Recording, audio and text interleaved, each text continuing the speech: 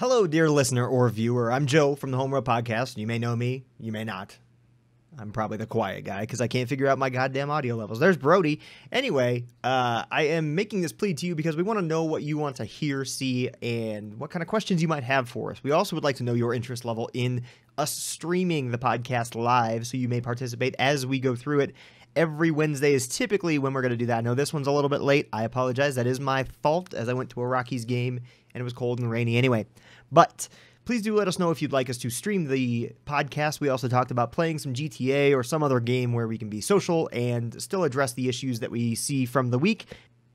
Never mind that. I was going to give you all of our individual Twitters, but figured this is going up on Doxy's YouTube. Go ahead and just comment right below and let us know what you would like to see, what you would like to see us cover, and if the interest of a Twitch stream would be in the audience's general interest. We will still put it up as an archive in audio format over on shoutengine.com as well as on iTunes, and Doxy will put up her video as normal, but we would like to, of course, extend the invitation. If you'd like to join us live, we would love it. But let us know if you would like that. Thank you so much, and bye-bye.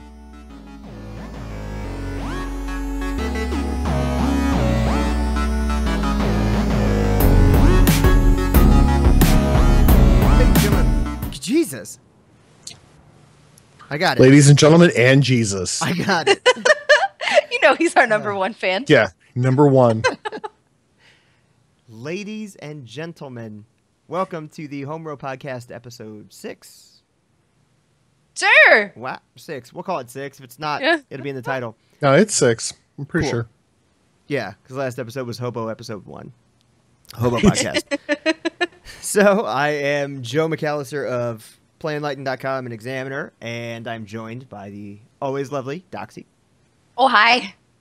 This is the Hippo podcast today. Hippos. Good. No boogers. Yeah. No boogers this time. No, hippos. And had to check the recording real quick. And the always also lovely Brian Bentley Quiglin. Thank you. Thank you very much. Beard stroke. I Yeah. like it.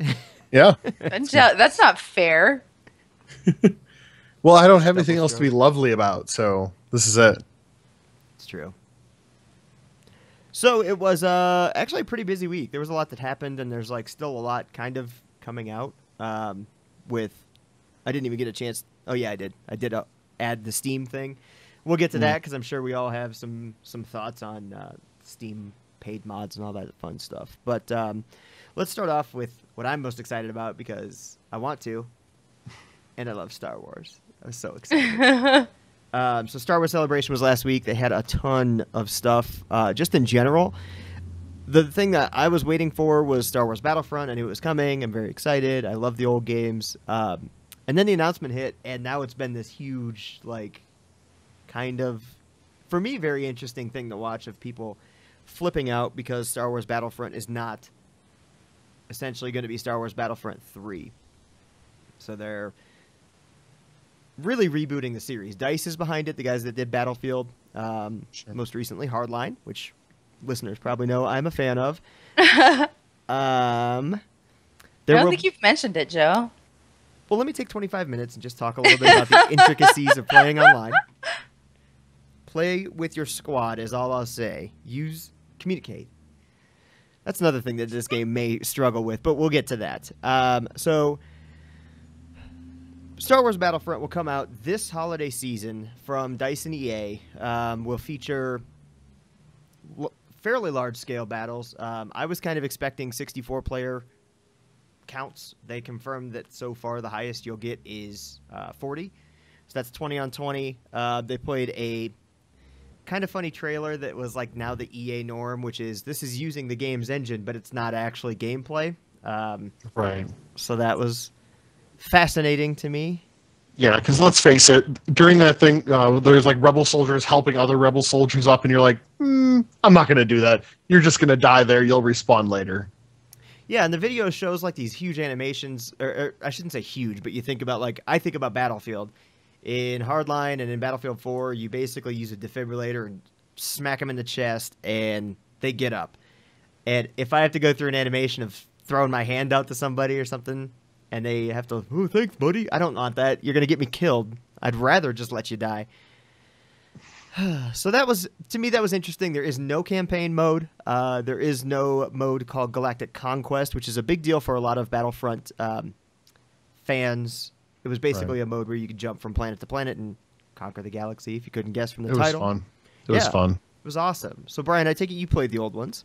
Oh yeah, gosh, man. There's just so many times where my brother and I are just sitting on our couch, and we're just playing. We just kept playing every single planet like right in a row and just over and over again. So I'm happy they did announce they're going to have local co-op, and local couch co-op. That's huge to me because that's something I know I'm going to use. Definitely. Doxy, did you ever play the old ones? Nope. No. Nope. Well, you missed out because they were great. They were a lot of fun. Notably, I'm sorry. Go ahead, Brian. Oh, no. I was just going to ask, so Joe, are you interested in, like, they said there's definitely going to be Darth Vader on the field, and Boba Fett.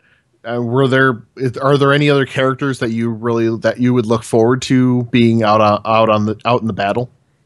I thought that's the part I was getting to, so that they are having these heroes, and that was in Battlefront 2, I think. It wasn't in the original, right? Yeah, so you could be a Jedi and go out there and just start slashing, just destroying. It was awesome. Yeah. I'm interested to see how they're going to play it, because Battlefield, the way that it currently operates, is something where if you get a perk like that's a pretty powerful person or pretty powerful unit, it can really like swing the tide of a game pretty quickly. Sure. But I'm trying to think of other, because they're not doing any prequels, so they won't have like General Grievous, the four-arm lightsaber dude.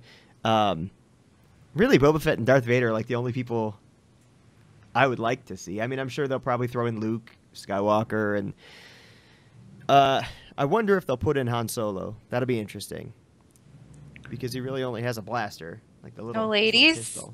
No Star Wars ladies. I'd love to see Princess Leia. Yeah. I think that'd be, especially like on Endor, that'd be pretty cool.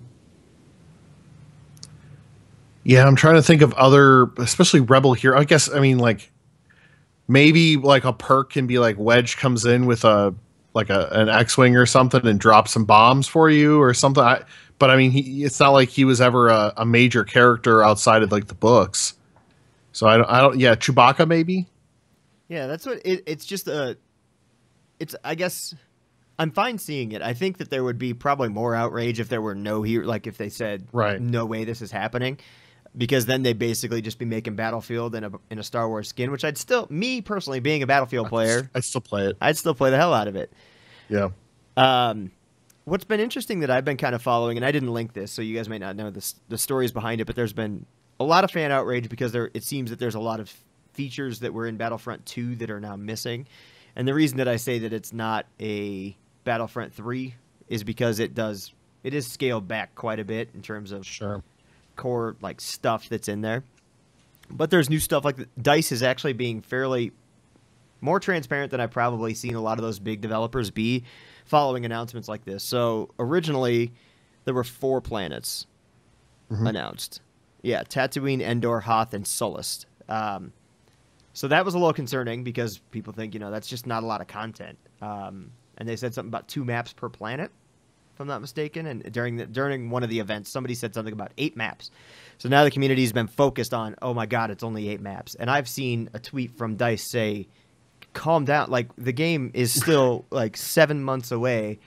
There's more than 8 maps, we promise you. And I saw a story just today that was DICE is not like heartless robots. Like, they see the feedback. They see that people are pissed off about the announcements so far and are hoping that they can at least bring them around. Because to me, and I don't know how you feel, Brian or Doxy as well, just in any game, like this late in the game, they've got so much put into it. It was revealed, 2 years ago, a year ago? Right. They've got a game, and they can't just pivot and switch directions on how the game's going to play, look, or feel. Just to make the fans happy, because then it's going to come out just a jumbled mess, and it's not going to make any sense. Yeah, they definitely don't have time to make any overhauls. Yeah. Unless they want to push back release a lot. Hi, Cat. I don't think Disney will let that happen. No. Oh, Disney hello, definitely won't. Yeah, welcome to ruining the podcast, Sparta. God. I guess what bothers me is just why do we gamers have to have such a extreme knee-jerk reaction to everything? it just sometimes gets so frustrating for me because I'm just like, if you really think the first Battlefront, I don't think it had more than 8 maps. So to me, 8 maps seems okay. Plus, if they're really good maps, it doesn't matter if there's only 8 of them. I would rather have 8 really awesome maps than have 16 shitty maps. Dude, like, are you a Call of Duty player at all? No. No? Halo? No. I don't really play multiplayer FPS. This will probably be my bread and butter for multiplayer 8 maps FPS. is not enough. It's just not. Like, it's just not enough. If it's an FPS and, like, there's, like, online multiplayer where there's, like, deathmatch and stuff, am I far off here? No. I mean, pretty much That's like what it's going to feel like, right? Yeah. Yeah, 8 maps is not going to be enough. You're going to get really sick. Like, there's going to be a couple maps in there that you think are shitty, that you hate, that are going to show up all the fucking time. And it's going to get on your nerves. And having just, like, not having a big rotation is a really, really big deal. Definitely. And I think that the reason that gamers have such a knee-jerk reaction about stuff like that is because this is, like, video games are something that it's a hobby that people get really, really passionate about, you know? It's like stuff that they're spending lots of money on. It's stuff that they expect to, like, be social, like, bring social enrichment to their lives. And, like, this is, I can understand why people get really, really upset about like, things that they don't want to see in video games. And on top of it, there's just, like, more and more gamers all the time. Like, video games are just definitely becoming more and more popular all the time. I wasn't laughing at your comment. I was laughing because I got a tickle in my throat, and then I started drinking water, and I thought of that scene in Me, Myself, and Irene when Jim Carrey's trying to swallow a horse pill at the water cooler, and he chokes. Don't worry, I'll probably edit the video and put it right, like, here.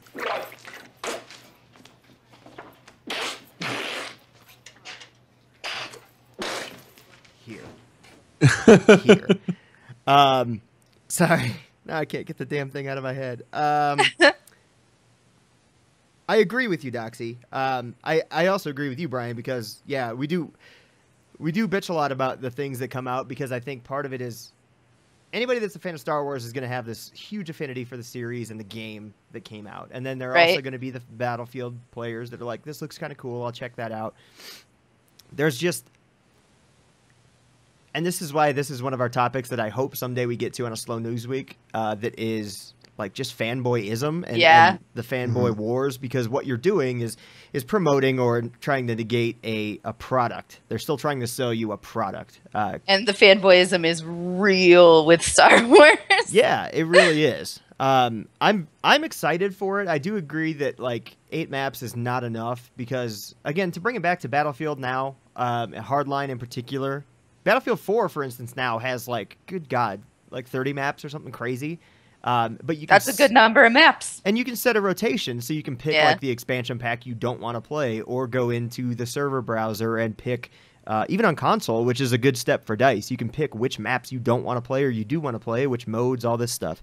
But DICE also has a big issue with Battlefield Bad Company 2 was amazing because they built maps around the mode.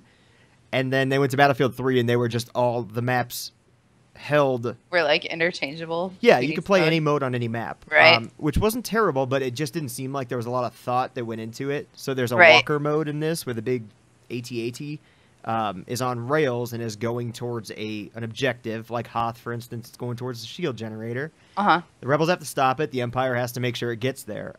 If the maps aren't designed to take advantage of that mode in particular, it's going to get really fucking boring, or it's just going to be a mode that people don't play on that map. Or it's just going to be frustrating. There's going to be glitches. Like, it takes there's a lot of thoughtfulness that goes into the design of maps. And, yeah, no, I'm 100% with you, Joe. Definitely. Yeah, and it comes all the way down to even, like, ridges and boxes in the map, like landscape, cover. I heard one of the big Battlefield guys, Matimio, was talking about a test map the Battlefield's doing right now that's like literally all gray textures, but they're letting people play it because they need to figure out where to put the like barriers you can duck behind, or the things that you can take a little bit of cover but they get destroyed. That's a lot of thought, and if they don't put that into, and I'm sure they will to a certain degree, but I'm just begging you, DICE, like, think about each mode and how it plays on each map. I just hope they learn the lesson. Right. It's the kind of thing that if you do a great job, nobody's going to notice. But if you do a bad job, everybody's going to be like, this is a shitty game. Yeah. It's like my favorite quote from Futurama. If you do things right, people won't be sure you've done anything at all. Right. Exactly. Exactly. It's a good show if you don't watch it. Oh, totally. Watch Futurama a lot. Isn't it over for like the third time? I don't care. I will watch reruns forever. Oh my God, that dog episode. No, we don't talk about that. What are you doing, man. Satan? Satan? God. That escalated quickly. Yeah. Oh my God. But it's also going to come out with a new map for The Force Awakens, right? I mean, I thought I read that. Yeah. That there will be a new map. So there's 2 more maps. So we're up to 10. How many maps did Titanfall release with? I don't think it was that many. Let's see. I have no idea, to be totally honest. Titanfall is such a weird case, though. I still have it. I was excited about it last week. It's still in the plastic, unfortunately, because I got kind of slammed with a couple other things. Titanfall will launch with 14 maps. Oh, okay. So almost double. I said correctly. And those guys know what they're doing, because that's the folks that, the former Infinity Ward guys, Vince Zampella. They did, yeah. So that came out, but Titanfall's still a weird case where, like, a year after it came out, people are like, this is the game it should have been. So. Totally. We were just talking about that on my stream not too long ago. About Titanfall? Yeah. Yeah. That's why I'm excited to get into it, because I'm going in pretty fresh. I played the beta, played like 2 maps, and then was like, that looks cool, but we'll see. But it might also be another Titanfall where the campaign... Because Titanfall didn't have a campaign. Well, it did. Let's not call it a campaign. Yeah. But it might be the same thing. Battlefront, Star Wars is like a series of good stories. Right. Yeah. And there's just not going to be one. It's like, I don't know. We'll have to see. That's the other part of it is I'm not going to jump to the conclusion that I'm not going to buy the game just yet because I haven't heard enough and I haven't seen enough. Joe, Aren't you just going to buy it? Oh, I'm going to buy it. Even if they're just like, it might as well be a turd in a CD case. Like, you're like, whatever. Yeah, but it's one of Shut those up and things, take my money. To me, this is one of those games where I'm going to buy it because I'm like very excited about the way it's looking.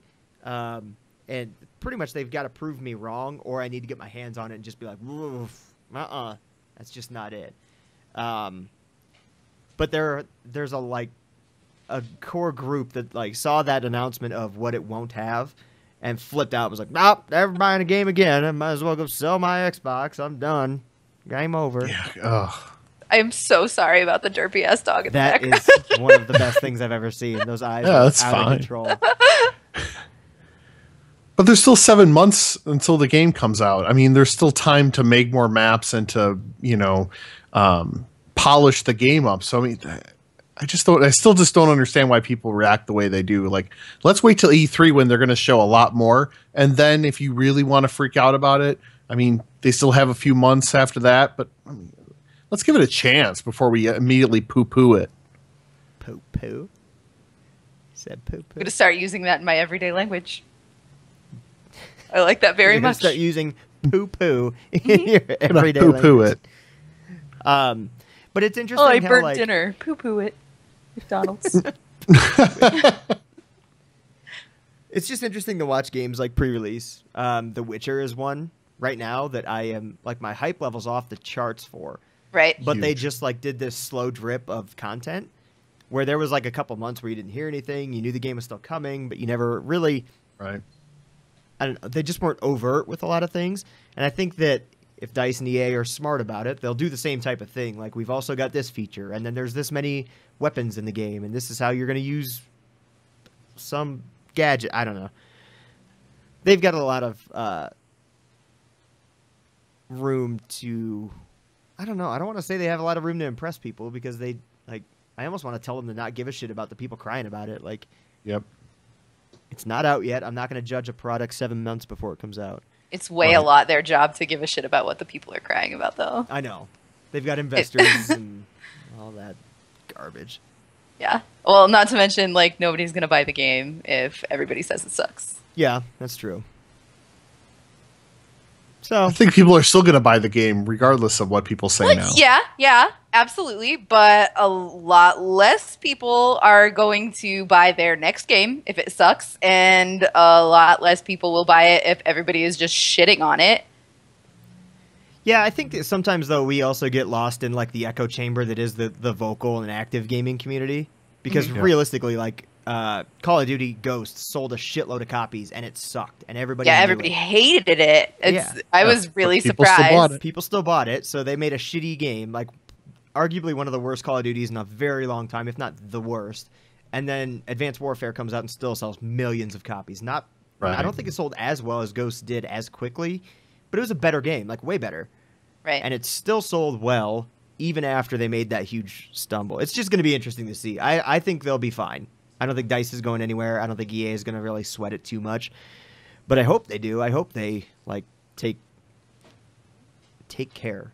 It's fucking Star Wars. Doc just fucking banged his head against the wall. Did you guys hear that? I heard something. No. Look at him. It was really loud. Oh my god, Elvis, get out.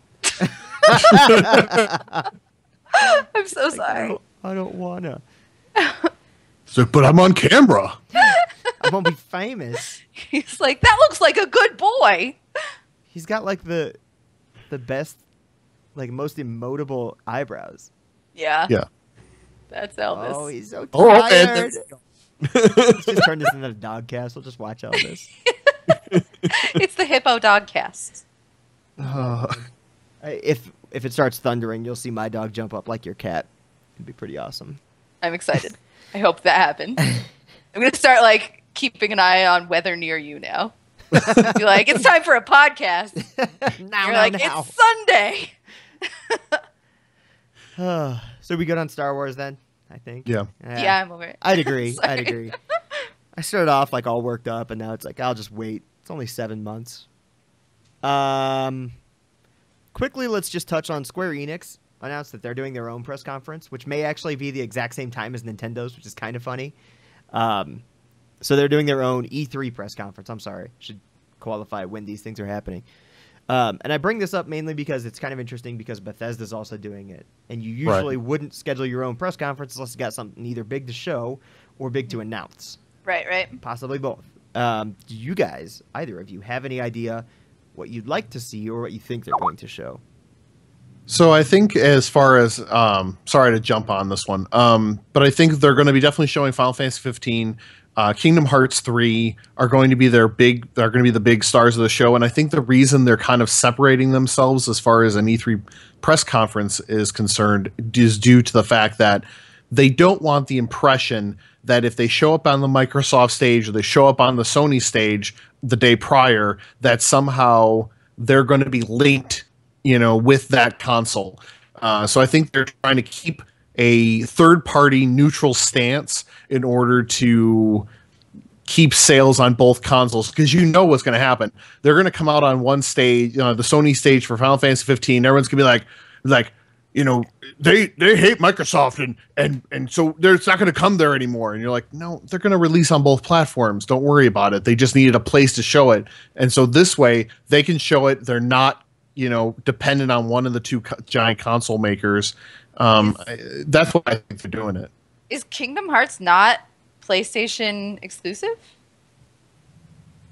I totally thought Kingdom Hearts was PlayStation exclusive. I know they talked about it, last year at E3 for Sony.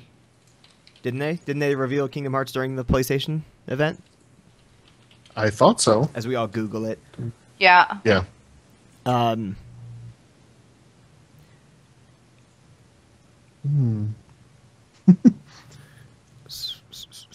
According to, of course, this is Wikipedia. It says PlayStation 4 and Xbox One. Yep. You'll be able to play Kingdom Hearts 3 on Xbox. Yep. There you go. Okay, my bad. Totally. No, I'm glad you said something, because otherwise I would just be like, I'm kind of curious. Like, I think this is a just start talking. I hope this kind of signals the future of E3, because Square is going to Twitch and YouTube their event live, and I'm sure they'll have some small audience, and it may even be just Square employees, so they can get the loudest applause possible. But I think it's pretty cool that there are companies willing to kind of step out from under the shadow of the large manufacturers and just be like, hey, here's our games, here's what they do. Well, hopefully, here's our games, here's what they do, and here's when they'll be available. But I hope that like in the next couple years, we'll be able to just throw on Twitch, keep it on all day, and just be just games all day long. Somebody from that company talking about the game for 3 or 4 days in the middle of June. And I think other like Gamescom could benefit from that. DICE would be a really cool one because that's like the behind the curtain where you could watch some talks. And they do a good job of it currently on Twitch. Actually, this year was really good. But where you can watch some of those talks. I do hope that Final Fantasy 15 is shown off. Last estimate I saw was like 60% done, but then they released Type 0 with a demo. Is that right, Brian? Yeah. I know you played it, right? Yep.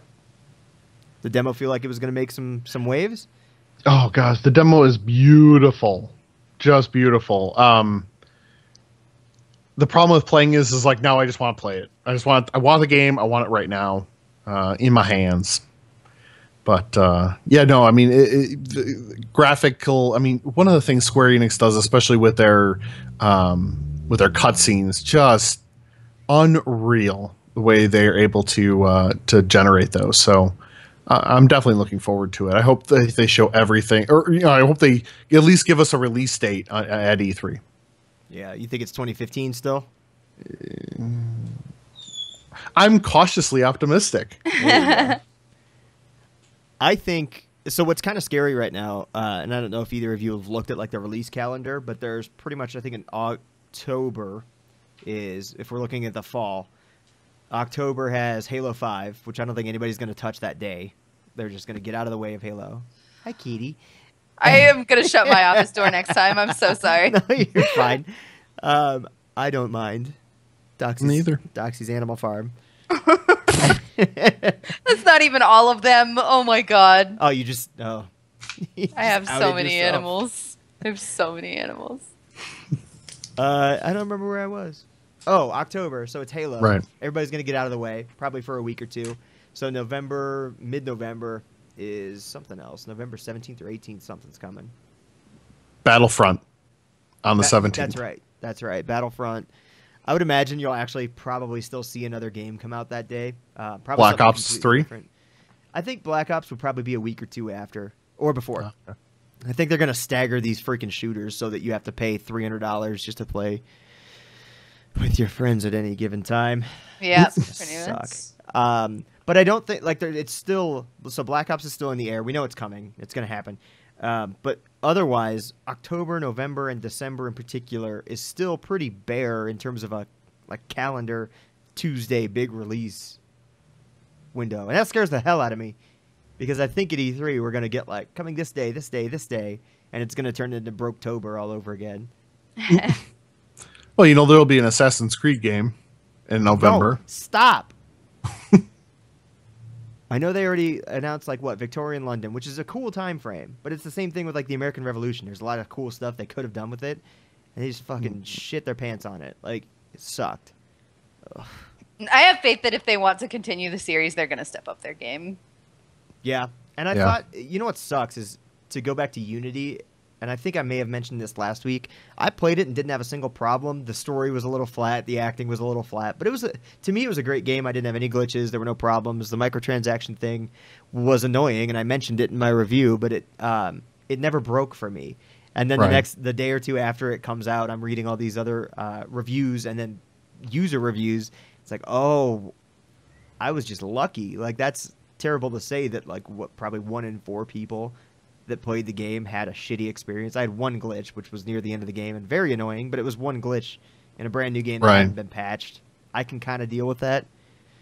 But yes, they need to step it up or step off for like I think a year off would be I feel like it would do some real good with just a couple shitty releases can really kill a franchise, you know? Mm-hmm. It's a really good idea for them to take a break and like really take their time with the next one and hire really good writers and really good designers. And people stop caring.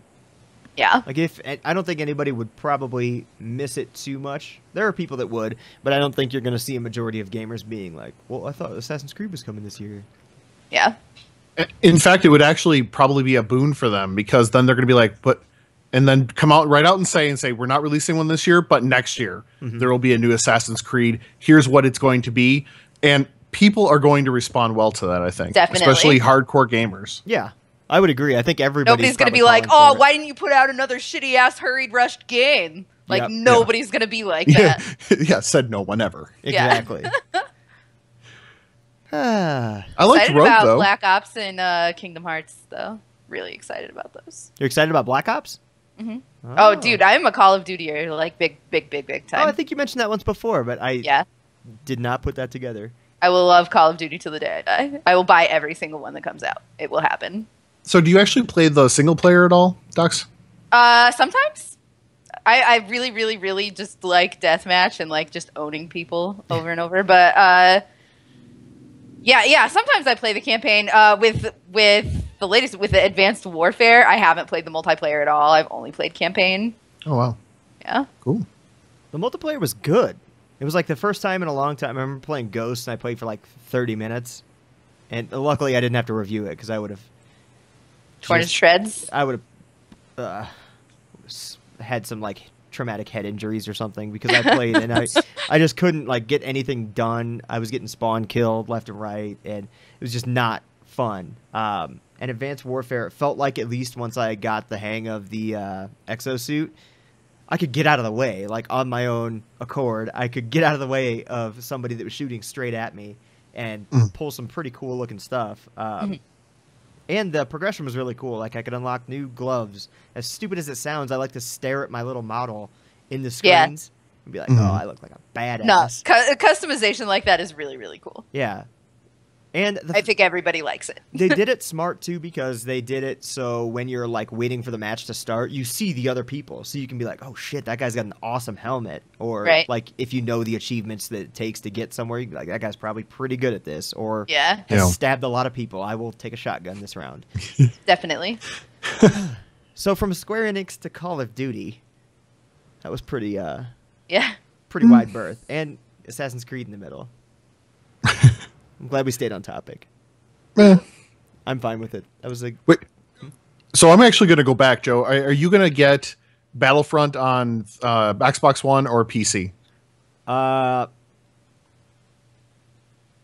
Probably Xbox One, just because, like most games, that's where a majority of my friends that play actively, like play once a week at least, play.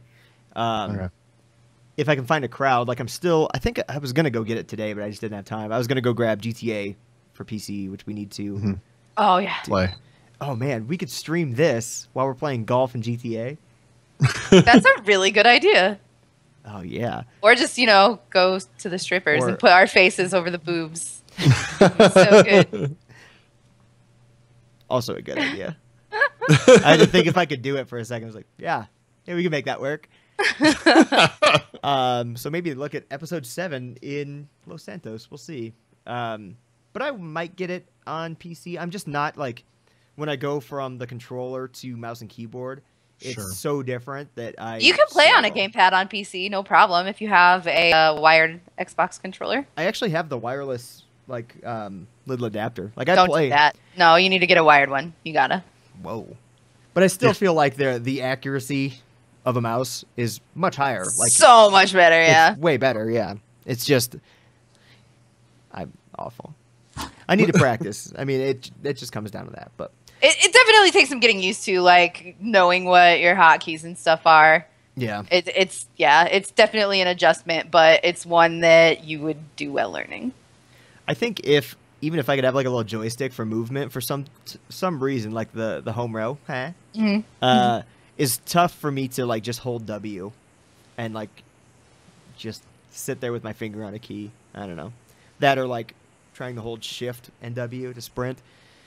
I like it way better. Really? I like it way better, yeah. I just like to push the stick forward and click down and I'm sprinting. Not that both aren't satisfying, because like I love gamepads. It's a weird thing that I get super nerdy about is like how much I love gamepads, particularly PlayStation gamepads are so fucking good. But I just prefer mouse and keyboard. I don't know. Oh yeah. I don't know. And that's okay. Doesn't make you a bad person. Yeah, no, totally. And like I can understand people preferring gamepads too, like being able to kick back and like be at their living room TV or whatever. Like, I definitely, I get the appeal for sure. Yeah. It's just re-education is all it is. Yeah, definitely. Yeah. And I don't know if I'll ever do it. I believe in you, Joe. So let's move on to what is probably going to be the most controversial, and I'm interested to hear what you guys think or have read. Valve is offering their Steam Workshop mods, basically, are now eligible for payment, essentially. Mm-hmm. Like, you can pay to buy a new sword in Skyrim. Skyrim is the only game that's kind of like a pilot, I suppose we could call it, because it's not any other game currently. But you get to pay money for mods now, or you get, I don't know if get to is like the best way to put that. You're forced to, you are expected to, or you will if you want, to pay for mods. All right, so I think I'm going to surprise you with my opinion here, but I am totally okay with it. Yeah? Like, yeah, there are plenty. You can craft your own badass fucking weapons. There are definitely going to be mods that remain free. I think that you can win the game without it. It's not something that is going to make the game, like, so much fucking easier for you or whatever, I think that there's plenty of options there that, like, if you want to pay for some content, then awesome. Like, it's basically a tiny DLC, and I think that that's 100% fair. I think that that's A-okay. If I don't want to get it, then I fucking won't, and it won't change the experience for me. What do you think, Brian? I'm actually with Doxy on this one. I think if people really are willing to put in time into a game and create, pieces of, they create pieces of lore, they create cosmetic changes, changes in textures and things in order to improve the game. I don't see anything wrong with those people asking for a little help. Yeah, totally. Also, there's that paying for a service. Like, there are people that actually put a lot of fucking work into that, and they deserve, their bread and butter for it. Yeah. And I'm perfectly fine with that. I mean, and we can talk about the percentage breakdown thing, but I mean, overall, I think people should be allowed to be rewarded for their hard work. Definitely. I am with you guys on that one. I think, like, Skyrim is a great example because I don't know if you guys either played the Falskarr mod. No. It was like 30 hours. This guy made a mod as a job application to Bethesda, and it did very well. I remember seeing it on Reddit. Did he get the job? No, he got a job with Bungie instead. Okay, Bungie offered him again. Yeah, all right. So, I mean, you oh, can't be really well, I mad. mean, that's okay, Yeah. I guess. I guess he did all right. Fine. I would prefer Bethesda to Bungie for sure, but, like, I would not say no to Bungie. Yeah.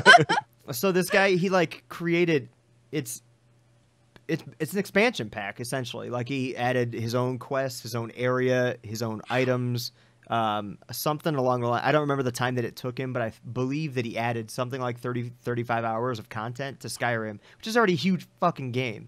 So Yeah. that's 30 to sizable. 35 hours is another fucking game. Yeah. Like, that's another, like, there are games that are way the fuck less hours than that that I have paid really good money for and been okay with it.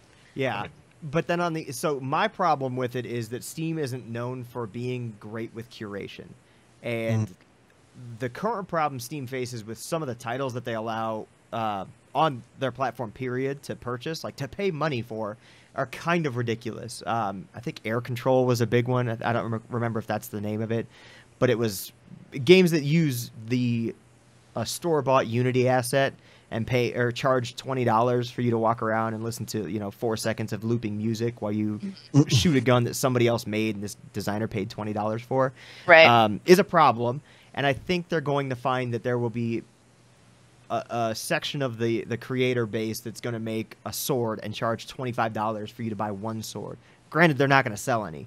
But I also think that part of the problem is sifting through the garbage to find the really good things like Falskarr, or there's another one called Wet and Cold.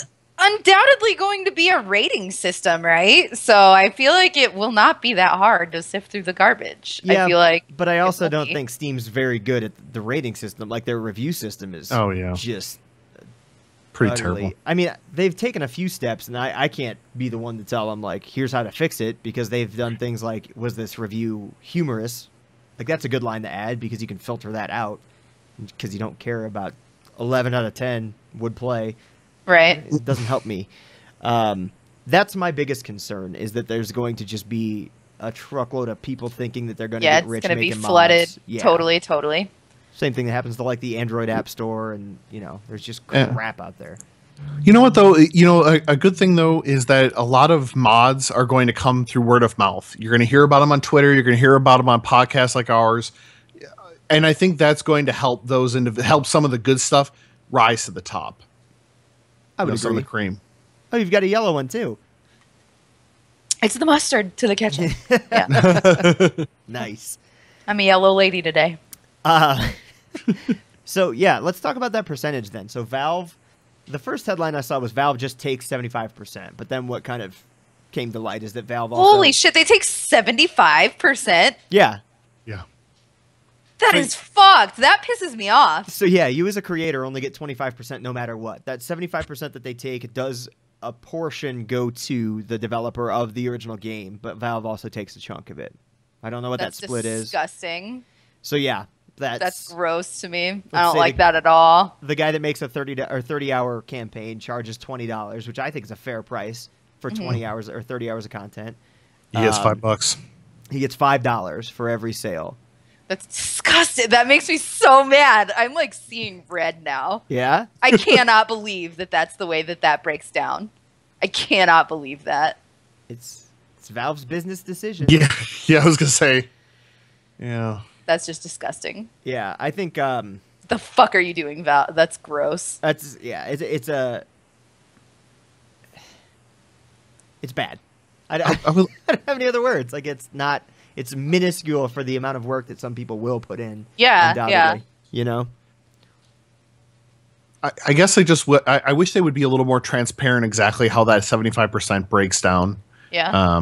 Because I'd like to see what percentage of that is going to the developer themselves, because ultimately they're the ones, especially if it was like an engine that they created, people are using those assets to create that. So they should get a sizable portion for doing the initial amount of work. Yeah. 100%.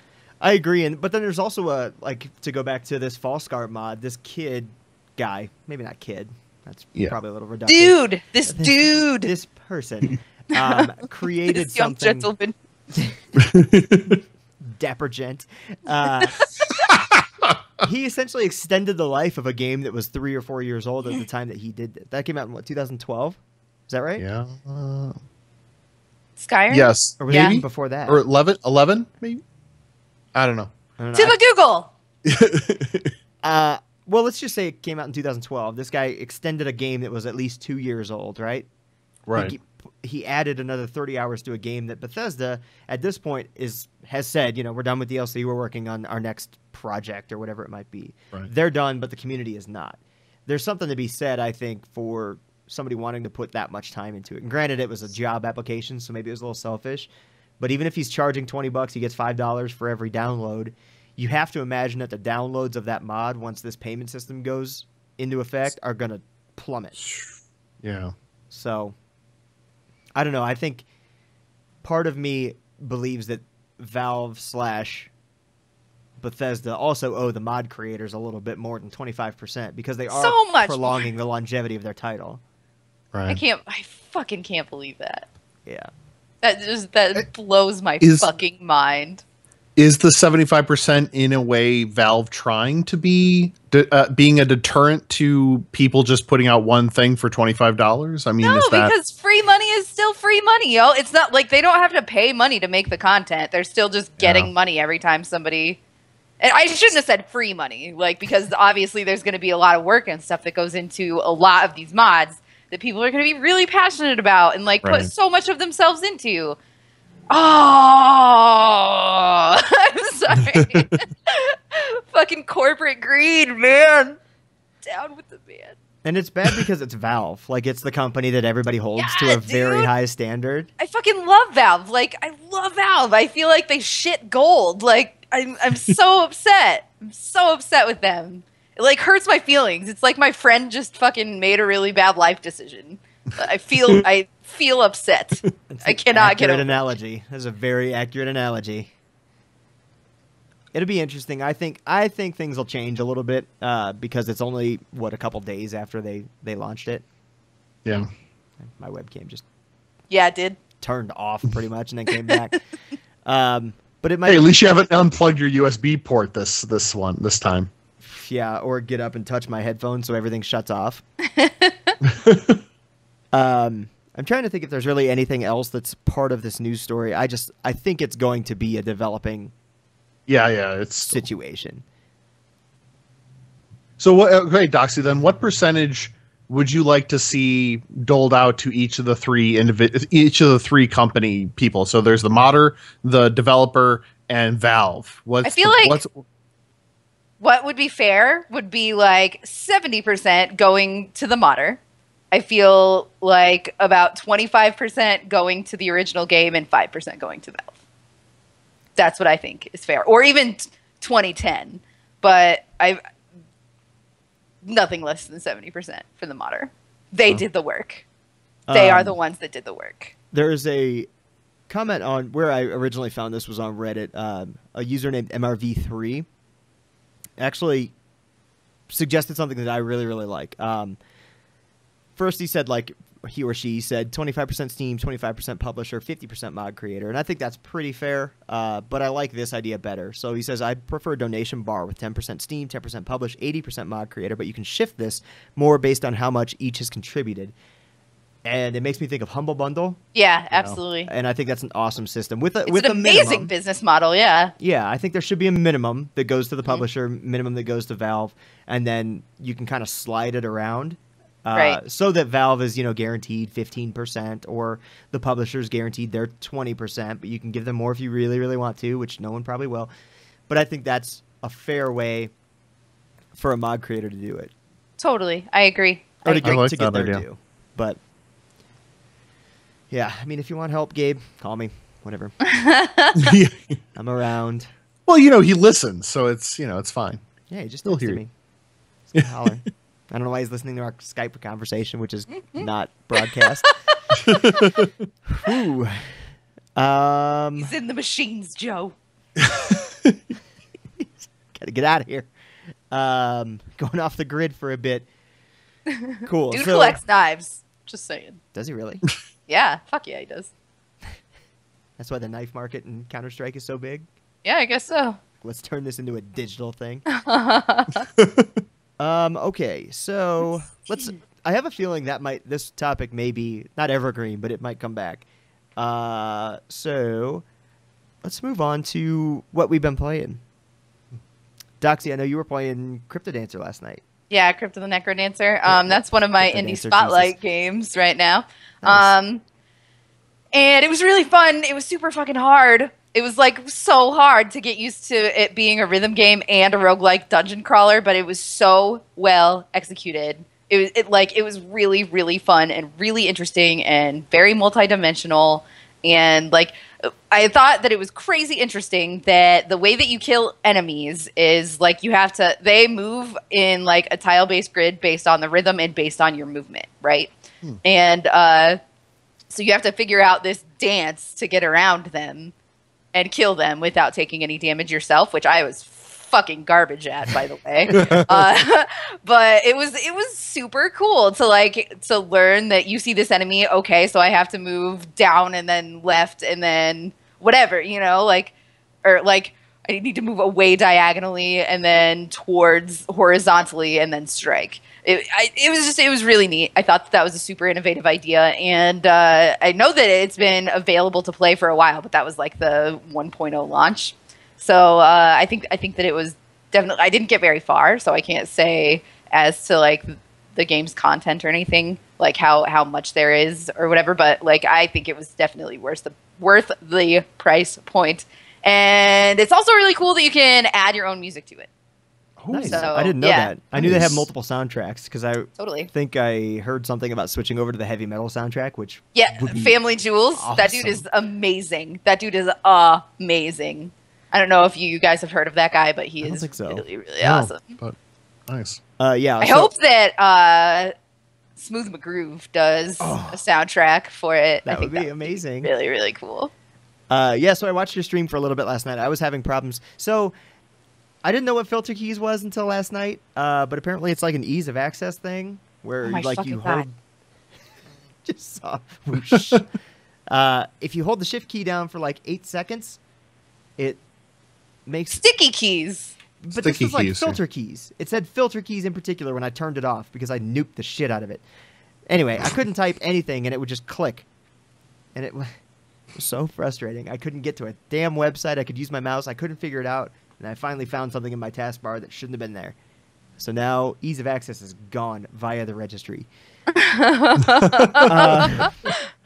Anyway, when I finally got in there, I was able to watch you for a little bit, and it was fun to watch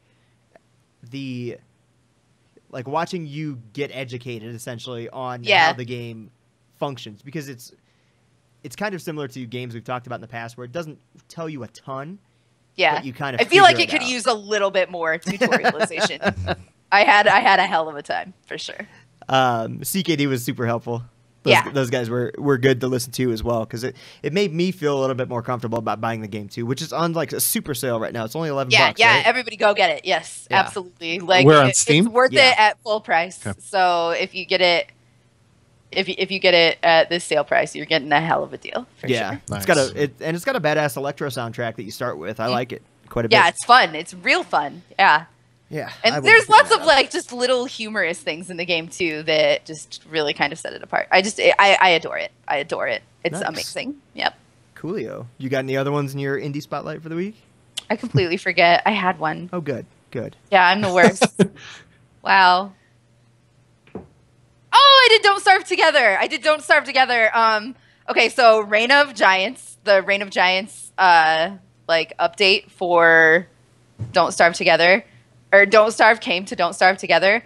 And there's a mod called Twitch Plays Don't Starve Together, where you hook up Don't Starve Together to your Twitch account and you broadcast, and the people in your chat can vote on terrible things happening to you. I did get a for a little bit. Right?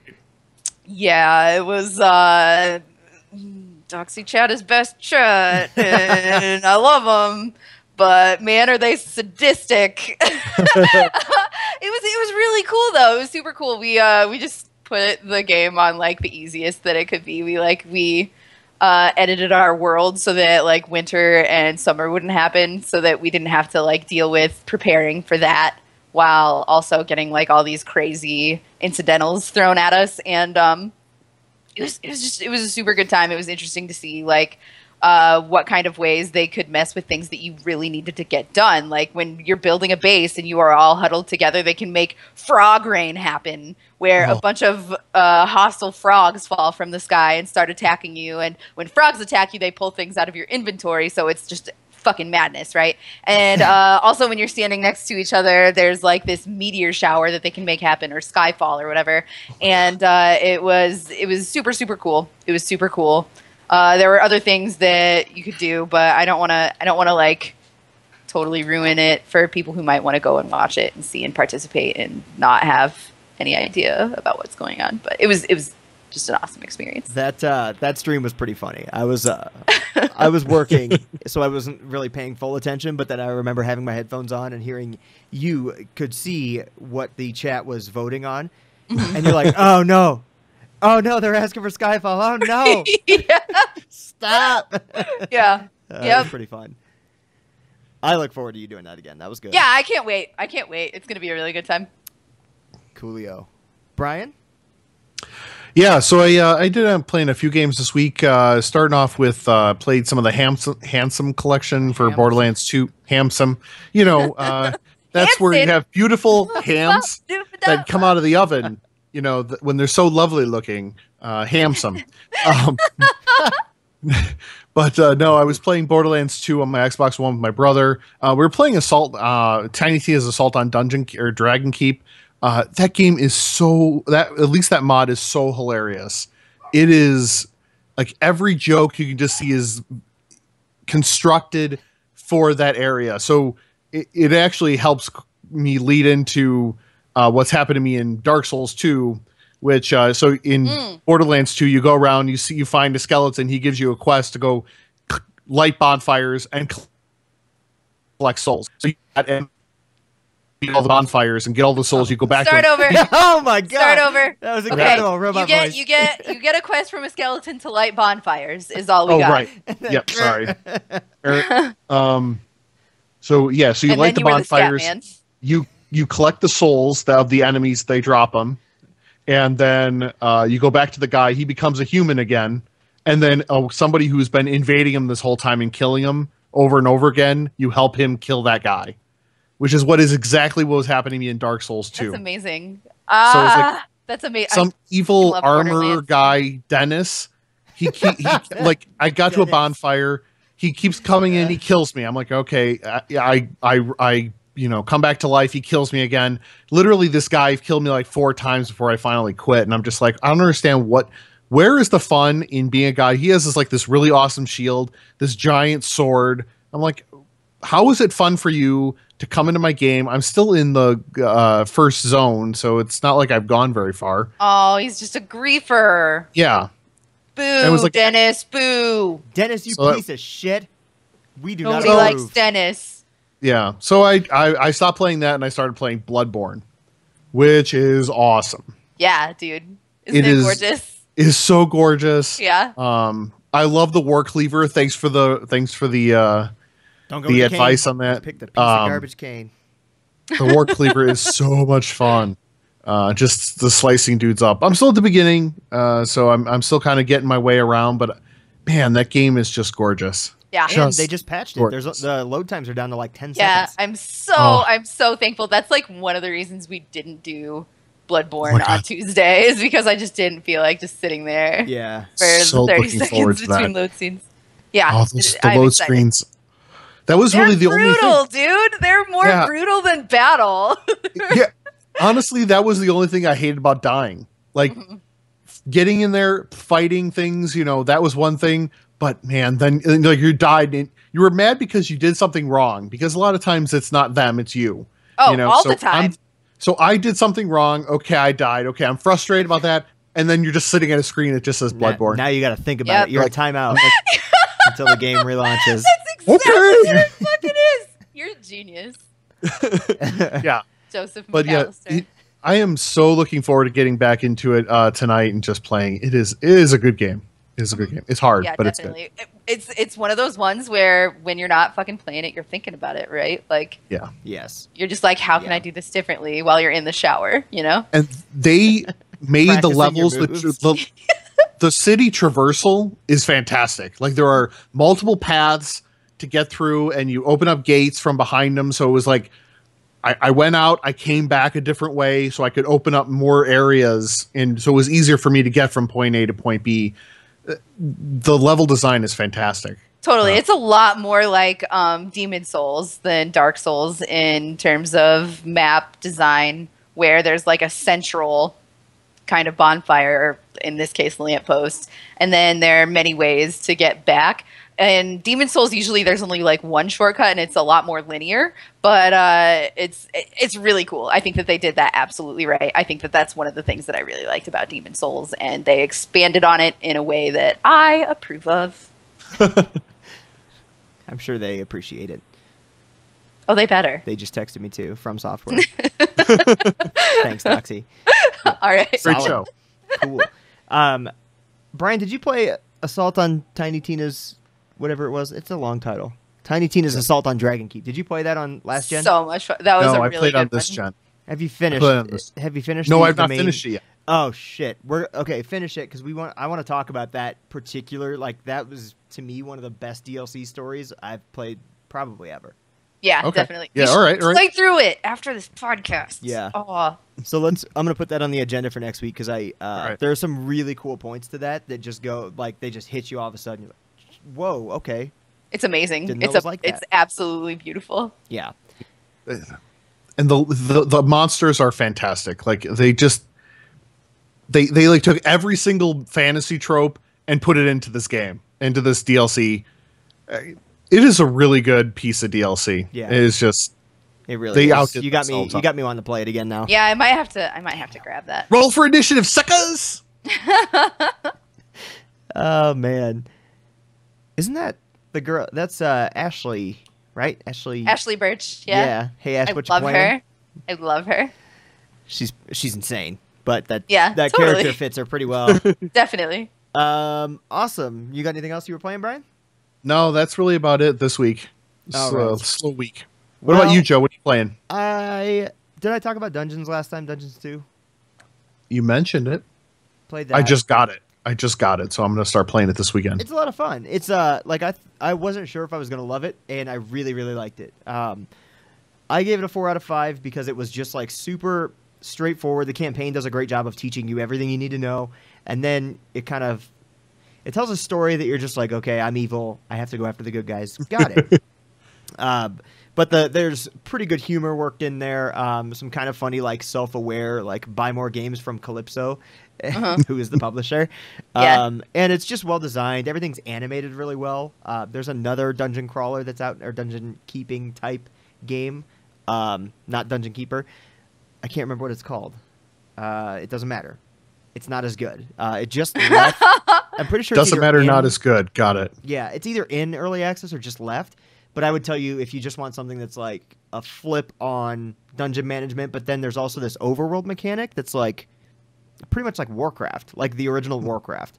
You take your units, you go after the humans, and you try and invade other dungeons. It's really cool. It's a really, really cool game. So very much a real-time strategy game then. Yeah, but it's different in the fact that you don't have like buildings that like produce infantry units on the overworld. You make them in your dungeon. And if everybody dies, you can also have like these little mats that bring people back to life, and all of your units kind of work in concert. It's very cool, and it also is way deeper than I thought it was going to be. So at first I'm like, oh, it's just honestly I thought it was like, oh, it's a kids game, like it's nothing, because the art style is very cartoony. Yeah, but it's way more in depth and like a lot more to it than like meets the eye, like a Transformer. Perfect. I really liked it, and I didn't think I would, and I always like when games do that, to where they surprise me with their depth. But it was really cool. I also played Tropico 5 on PS4. Oh, how was it? It was good. It was okay. really, really good. For the face you were making for a second, I was really scared. My biggest concern was, so I really loved Tropico 4, and I was worried that it didn't look too different from Tropico 4.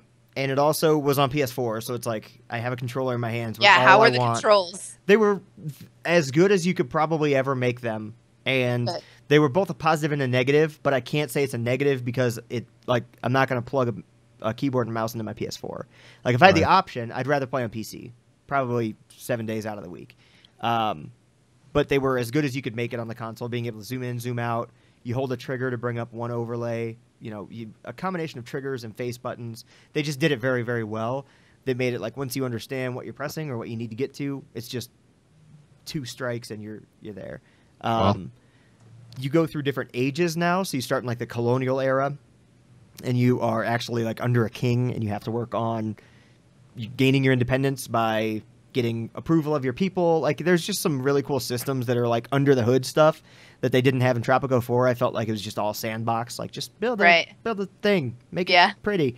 But this, like the buildings have absolute like meaning, and there's a reason to put them there. And sometimes buildings might stop producing things. You need to figure out why. Like, is their budget not high enough? Do you need to import workers?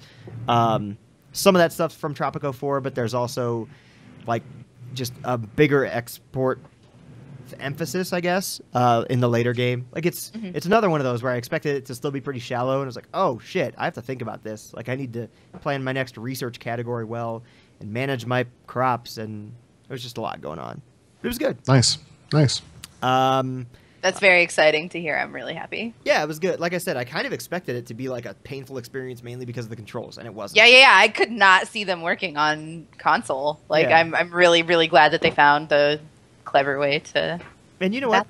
That's a good game to like sit back on the couch. Like the way my TV's really? It's probably 15, 20 feet away. It's far. And to be able to sit back as opposed to sitting up here at the computer is kind of nice. It's a little bit slower paced. I usually play either on pause or on like the double speed. But if I'm sitting back and want to relax a little bit and just kind of start a little city and see how it, or a little island and see how it goes, it's perfect. It's a really good palate cleanser too, especially since I've been playing a lot of like Battlefield and a couple games that take themselves too seriously. Definitely. Nice. I'm also playing the Golf Club. I don't know if I can't talk about it. It's literally called the Golf Club. It is a golf game. for PlayStation 4. It came out on PC, I believe, already, and there's a limited edition coming to PS4. So, Okay. If it's already out, then I don't see why you can't talk about it. Yeah, it's I don't know if I'm allowed to like discuss my opinion of it, but it's very pretty. It's gorgeous. Okay. There are some interesting things with ball mechanics. Like sometimes the ball just doesn't go where I want it to go. Physics are bad? Nah. Okay. Or user error. It's probably user error. I don't know if you saw my tweet, but I said I just finished a game plus 25. Like I just sucked Yeesh. the first game. And then I started to kind of, and I think my big problem is that there's not a tutorial, there's a commentary, but the commentary is like, all right, on to the next hole. Got it. Yeah. Going there. Okay, we're here. What should I do? I'm like, all right, just hit her straight. Thanks. And I think his name's Jeff. Yeah, Jeff's an asshole. Jeff doesn't give me any good tips. He just tells me when I did bad. So, Is Jeff your caddy? I don't know. The way that he's like voiced and interacts with you, acts like he's just your buddy on the golf course. But he doesn't like. I would appreciate it more. I think that's my biggest criticism so far. Is I would appreciate constructive feedback. Like next time, try and draw a little bit more to the right, or you hit that one square, but try and make it loft more so you catch that wind, or just anything. And I know some of that's tough to program in with, Sure. analyzing my previous shot and telling me Right. on the fly what just happened and what needs to go better. But just telling me that, like, Other games manage. yeah, I know. And it's, I don't know. I'll get some more thoughts next week. I have to kind of process some of it because I just take notes as I play. Right. But those are the things that I have so far. Jeff's an asshole, and I wish I had more like constructive stuff. But yeah, I also got back into H1Z1. Ugh. I don't know On if I purpose? even wanted to. Like, I just launched it. It was like, I wonder if they've updated this thing. And they have, quite a bit. Like, I can actually find things. That was my biggest fucking gripe earlier, was walking around and finding nothing in everything. And Right. just dying. But it also made you feel really good when you finally, like, were able to, purify water and make a base and all this stuff. But it wasn't tough because it was supposed to be tough. It was tough because they didn't have the loot respawn on the right Yeah. rhythm. Yeah. Some servers were better than others about it. Yeah, but it's still boring. There's a lot more zombies. A lot more, which actually makes it... I would say it's challenging, but it's annoying. You know? Once you get to where you're sitting pretty, it's really, really hard to not be anymore. To not Like, be- like for them to knock you down a peg. It's really hard to get you down when you already have like a base set up. And you can sprint right around them. Like, you still have quite a bit of stamina, and I don't know if I want them to tweak that. There's just still a lot that needs to be done, and I know it's early access, and I don't expect that game to come out at least for another year. Maybe some sort of special boss zombies that have like extra health or do extra damage or like can move differently. Yeah. Would be... Or, I mean, to play on some of the zombie tropes that are out there, like the boomers, something that's like Yeah, an yeah, area yeah. of effect. Right. Like, that Right. just slows you down or poisons you. They've added Totally. in, like, farming, so you can plant seeds and stuff, too. You can till the ground. It's coming along. Like, they're adding quite a bit. There's just still work to be done. The game itself was really fun, but it leaves a sour taste in my mouth for different reasons. Yes, Right. we discussed. Yes. Mm-hmm. Yeah, they've got a little ways to go, and I think it's one of those games. I always think of early access in a weird way. It's almost like showing your game off too early, because if I get this one picture of your game and I put it down, I probably won't go back to it. Or I will, and I'll think of that picture, and if things have changed, awesome. I might give it another 10 minutes. But now I have this totally different picture where it's like, fuck, I can't run more than 20 feet without running into a zombie. And they just feel like there's too many there, but then it's nice because there's a lot of loot all over the place. I don't know. Right. I'm just really weird on that game because I'm very excited for somebody to finally get like a good open world zombie crafting game together. It's like nobody can do it. Yeah. Nobody's hit it yet. But anyway, You really don't think this is going to come out till 16? no, I don't. I'm sorry. I think. Oh my God. Sorry, a cat. I just heard. Yeah. I just think there's too much to do. There's a lot more that needs to be done. I have seen quite a bit in the way of admins booting people for cheating. Like that happens a lot.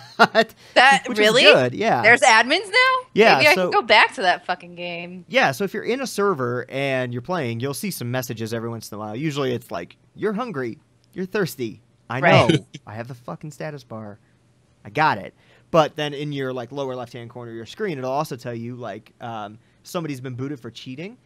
And what I thought was interesting that I just noticed, and I probably wouldn't have paid 2 seconds attention to it, but this kid's name was, again, sorry, maybe not a kid, I don't know if you're listening, but something surprise, and the admin actually typed the message that said, surprise indeed, you've been banned for cheating. So then it said his screen name, and it must have been, probably a generated message, says, has been banned for cheating.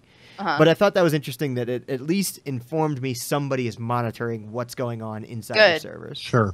Good. So Good. they're getting somewhere. They had a big ammo duplication glitch, and like you talked about, Doxy, there's just not a system in place to deal with issues within the servers currently, and it looks like it's getting there. I don't want to say it's there, but kind of like the game itself. It's not there. It's getting there. Right. And I'll probably... Well, as long as they're doing fucking something, because that shit was ridiculous. Yeah. Right. Word. And I played more Battlefield Hardline. Surprise! Surprised. What's awful is I'm now getting into like hardcore servers where it's hardcore. Like I get So I like to play worked Call of Duty. up. No minimap. I found new use for the professional class who's the sniper, and I hate him. So I hate playing as him so much. But I'm at this point where I'm just trying all the guns to see what works well. They've got a gadget called the decoy.